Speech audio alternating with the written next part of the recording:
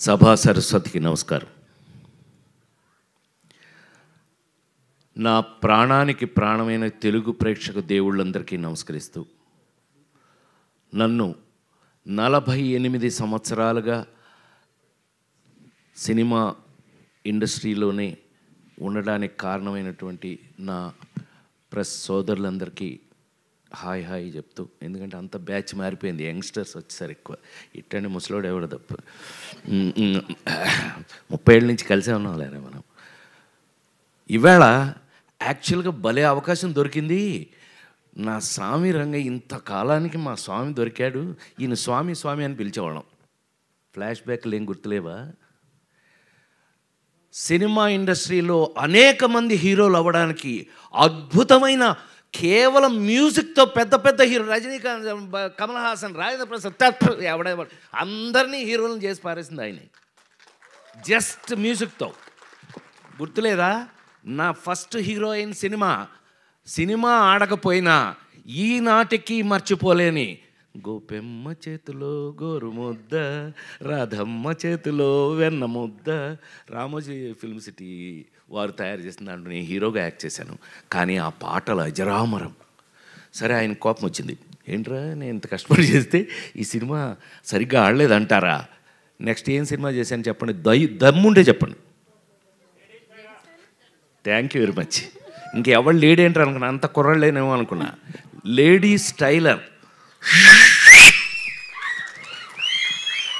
నా జన్మలో ఈ రోజున వారి ముందు చెప్తున్నాను, నేను నాకు అవకాశం దొరికింది అందుకని చెప్తున్నా. ఈ అవకాశం ఆయనతో రాదు మాకెప్పుడు. కానీ వాళ్ళు చెప్తున్నా, సార్ ప్రేమించి పెళ్ళాడు సినిమా తర్వాత ఆత్మహత్య చేసుకుందాం అనుకున్న నేను, అంతకుముందు డబ్బింగ్లు చెప్పేవాడిని, డబ్బులు వచ్చాయి, డబ్బింగ్ డబ్బులతో మద్రాసులో ఇల్లు కట్టే. యాక్టింగు ఆ సినిమా అంతగా ఆడకపోవటం వల్ల హీరో అయ్యి ఏమీ కలగపోయింది. అంటే do or die. Ladies Tailor cinema కనుక ఆడకపోతే దండేసి దండం పెట్టేవాళ్ళు ఇప్పటికి. సో రాజేంద్ర ప్రసాద్ లేడు. లేడీస్ టైలర్ సినిమా ఒకే ఒక ఎక్స్పీరియన్స్ చెప్పేసి ఆపేస్తాను. Sorry, I'll take another 3-4 minutes. Lawyer Suhasini ఒక సినిమా యాక్ట్ చేసాం. మా వంశీ సంగతి మీ అందరికీ తెలుసు కదా. ఇప్పుడు వంశీ సంగతి ఇక్కడ ఎందుకులేండి, షష్టి పూర్తి. వంశీ పత్తి పేసునున్న మొత్తం పోచి ఎల్లరికీ తెలియం. సో వాడు నాకు ఆల్రెడీ కొత్త విలన్ని పెట్టి అతను నేను ఫైటింగ్ చేస్తుంటే కొట్టుకోండి అని షార్ట్ కంటిన్యూ చేశాడు. వాడు ఎరగొట్టి నన్ను సైకిల్ మధ్యలో కాలేసి తొక్కేసి కాలు ఇరిగిపోయింది, ఫ్రాక్చరు. అయితే వంశీ వచ్చాడు మా ఇంటికి. వస్తే మనమేమో మంచి కట్టు, 2 చెక్కలు ఈ టైప్లో ఉన్నాం ఇంట్లో ఉంటే, ఏమండి బయలుదేరండి మన స్వామి పిలుస్తున్నాడు. స్వామి? ఎవరు స్వామి? మన స్వామి అండి. ఓ ఇళయరాజా గారు. ఏంటంటే వాడిని తీసుకొస్తే రీ రికార్డింగ్ చేస్తాను లేకపోతే చేయను అని డబుల్ పాజిటివ్ చూశారండి ఇప్పుడే. లేడీస్ టైలర్ డబుల్ పాజిటివ్ చూశారు. డబుల్ పాజిటివ్ అంటే రీ రికార్డింగ్ చేసే ముందు వర్షను. అదేంటి అని అన్నా, వాడిని తీసుకురా లేకపోతే నేను రీ రికార్డింగ్ చేయను అన్నారు.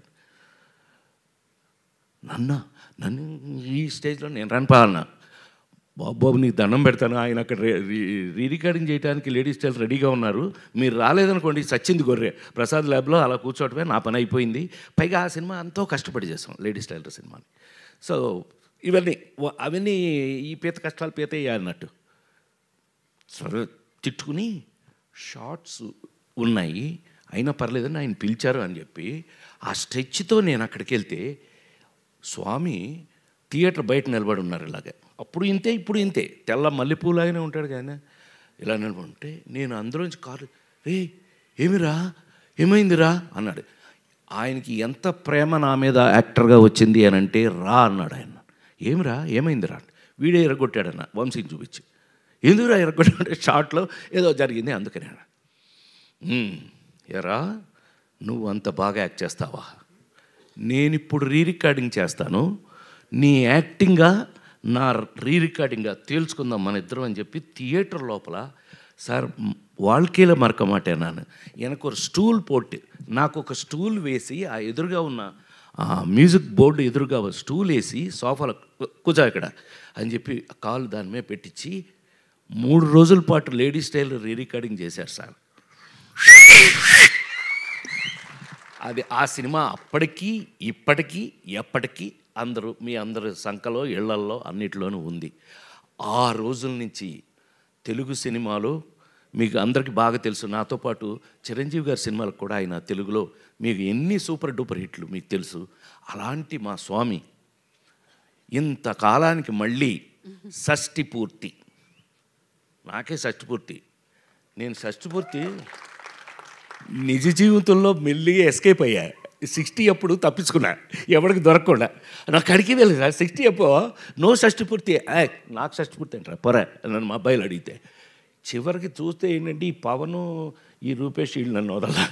చివరికి తెలుగు సంస్కృతి సంప్రదాయాలు ఉట్టిపడేటట్టుగా అద్భుతంగా కీరవాణి గారు పాట రాశారంటే మీకు అర్థమైపోవట్లే ఆ సినిమా ఎట్లా ఉంటుందని. ఎంత ఆశ్చర్యం వేసింది మాకు ఆయన తీసుకెళ్ళి. ఆయన మీకు కీరవాణి గారికి మాకు ఉన్న అటాచ్మెంట్ ఏంటో తెలుసా? ఆయన 100వ సినిమా నా సొంత సినిమా. బాపు గారితో తీసిన రాంబంటి సినిమాకి నేను అనుకోకుండా వెళ్ళి, ఏమండి మీరు నాకు మహా ఇష్టం తెలుసు కదా, కేవి మహాదేవన్ గారు ఇళయరాజా గారు ఈజ్ ఈక్వల్ టు కీరవాణి గారు. సో ఆయన తీసుకెళ్ళి పెడితే అనుకోకుండా ఇది బాపు గారితో సినిమా అండి అని అంటే, అబ్బా థ్యాంక్ యూ, నాకో మంచి అవకాశం ఇచ్చారని. ఆయన నాతో అంటే ఏంటి సార్ భలే చెప్తారంటే, ఇలా కాంబినేషన్లో వారితో నేను 100వ సినిమా నా సొంత సినిమా చేయటం జరిగింది. అదొక అదృష్టం. సూపర్ డూపర్ హిట్స్ పాటలు అవి చేసాం.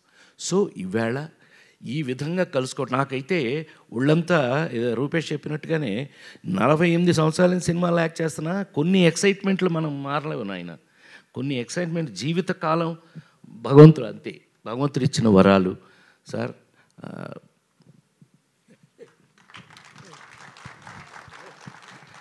నిజంగా ఆయన ఎంత బాగా నా సినిమా అనేటప్పటికల్లా చెట్టు కింద ప్లేటర్లు మీరు ఎన్నో చూశారు, ఇంకా నేను ఇప్పుడు దాని గురించి చెప్పాల్సిన అవసరం లేదు. అలాంటిది ఇంతకాలానికి షష్ఠి పూర్తి అని ఒక చక్కటి కథతో నాలాంటి ఇంతకాలం సినిమా ఇండస్ట్రీలో మీ అందరి ఎదురుగా 40 ఏళ్ళ నుంచి కూడా 287 సినిమాలు యాక్ట్ చేసిన నన్ను ఒక షష్ఠి పూర్తిలో ఒక అద్భుతమైన పాత్రతో పవన్ చక్కగా రాసి దాన్ని అద్భుతంగా తీసి ఇవాళ హైలైట్ ఆఫ్ ఇట్. మామూలుగా దాని మీద మీకు గౌరవం వినగానే రావడానికి కారణమే అమూలందైన బొమ్మ ఇసై జ్ఞాని ఇళయరాజా. ఏమండి ఆయన పాట రాయటం నేనైతే ఆశ్చర్యపోయాను సార్. నిజంగా మీ పాట విని ఏంటి ఆయనే రాశారంటే, అరగంటలో రాశాడు మా చైతన్యకి నాకు లింక్ తెలుసు కదా, ఆ నలుగురు జన్మలో ఎవరో మర్చిపోలేని తెలుగు సినిమా. చైతన్య అదేంటి అని అంటే, అవునండి కూర్చొని రాశాడు ఆయన. అందులో ఇళయరాజా గారు అనగానే ఒళ్ళు గగురు ఆయనకి ఊపు వచ్చేసిందండి, రాశాడు. ఎంత అద్భుతం అండి. వీటన్నిటికీ మించి మాకు ఈ సినిమా చూస్తుంటేనే మీకు పెయింటింగ్ వేసినట్టుగా ఉంటుంది. పద్మశ్రీ తోట తరణి అన్నయ్య, ఈ అన్నయ్య మేమంతా బ్యాచ్లండి, మేమంతా బాగా చెప్పనులే, ఫ్లాష్ బ్యాక్ ఎందుకు చెప్తాను చెప్పను, మనం ఏవిఎంలో అట్లు అల్లరి చేసినంత చెప్తానండి. ఏవిఎం బ్యాచ్ సార్, ఇదెల్లా పెరియ బ్యాచ్. మేమంతా అన్నయ్య మంచిగా లేరారా బాబు, అంతా కలిసి ఇన్ని సంవత్సరాల నుంచి పనిచేస్తూ వాళ్ళ దగ్గర నాకున్న చనువు. ఈ సినిమా చూస్తే మీకు ఒక పెయింటింగ్ లాగా ఉంటుంది. అంత కారణం అన్నయ్య, ఆయన్ని తెచ్చుకున్నాం. ఎస్ అఫ్ కోర్స్ కెమెరా లేకపోతే నువ్వు నీ వర్క్ వాల్యూ తెలియాలంటే అక్కడే కదా. సో ఇన్ని క్వాలిటీస్తో రేపు మీకు రిలీజ్ కాబోయే ఈ సినిమా ఒక తెలుగు సినిమాకు కావలసినటువంటి అన్ని వాల్యూస్ ఉన్నాయని, అందులో మనం మిస్ కాకుండా ఇలాంటి లెజెండ్స్ని మనం పెట్టుకుని మళ్ళీ మన పాత రోజులు గుర్తు చేసుకున్నట్టుగా అనిపిస్తుంది నాకు. ఇంకా మీ ముందు పనిచేస్తున్నాను కాబట్టి నేను ఇంకా మీ అందరి ముందు కళాకారుడిగా చాలా కాలం ఉండాలంటే ఇలాంటి సినిమాల వల్లే అని మరొక్కసారి మనవి చేస్తూ, ఈ అవకాశం నాకు ఇచ్చిన ప్రతి ఒక్కరికి కూడా పేరున కృతజ్ఞతలు తెలియజేస్తూ, ఇళయరాజా గారు ఇంకా ఇంకొక 100 సినిమాలు చేయాలని నేను అనుకుంటున్నాను. ఆయన చేసేస్తారు. ఆయన అసలు మీరు ఆయన చూస్తే లోపలికి వెళ్తే, థియేటర్ లోపలికి వెళ్తే రానివ్వరు, కానీ వెళ్తే చచ్చారే ఉచ్చబోసేయడమే మీ పని. ఇప్పటికీ అలాగే పనిచేస్తున్నారు ఆయన. కొన్ని ఎందుకని కొంతమంది అంతేనేమో, ఇంకా వాళ్ళు మనమేం మార్చలేము.